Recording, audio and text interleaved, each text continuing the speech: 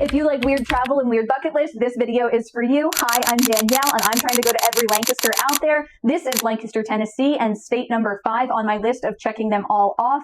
Now, Lancaster, Tennessee is an interesting little place in the mountains of Kentucky. This is actually not an official town, but considered an unincorporated community, so there is some data about the town, but really it was very small and quiet, tucked away in the mountains, and I think I was probably the only tourist to ever come there in the history of time. The population of Lancaster, Tennessee is only 363 people as of 2010, and I have to say, I don't think I saw a single other person there while I was touring around taking pictures. There wasn't much to see. It's just a quiet, sleepy mountain town, and I was the random person there. So I didn't get to say hi to anyone while I was there or explain why a random person from out of town was coming around taking pictures with all of their Lancaster signs, but ultimately I had fun. I was kind of in and out, and since I was down in this region, I knew it made a lot of sense to check off Lancaster, Tennessee, because I combined this with my Lancaster, Kentucky road trip. Since I drove all the way down from Wisconsin the day before, I figured, what's going a few more hours south going to do to me? Let's go to Lancaster, Tennessee. Now, there really were only a few options for signs there. I do spend a lot of time on Google Maps and Google Earth walking around in Street View looking for signs that say Lancaster, and I got a whole whopping 2. This street sign, which you can see is well above me in this photo,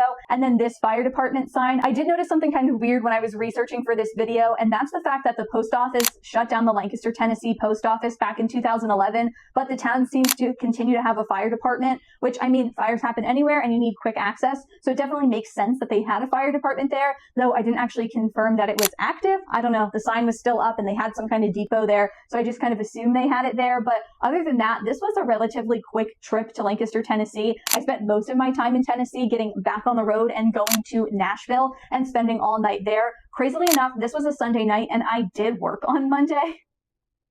I know, it sounds really dumb in hindsight. I was working evenings, so I just got up the next morning and got on the road and went to work in at 1:30 p.m. back in Wisconsin, but I made it work. I didn't really have any PTO, and I didn't want to waste my PTO on going on little road trips when I was living so far away from family. I pretty much save all my PTO to see them, so that was my Lancaster, Tennessee trip. I had a fun time in Nashville. I try and always pair a Lancaster road trip with a bigger city to kind of get twice the bang for my buck when I'm there, because when you're going somewhere as small and silly as Lancaster, Tennessee, it's kind of a random place to stop. But ultimately I had fun there, and I had just as much fun in Nashville, and my next stop on this journey is going to Lancaster, Minnesota.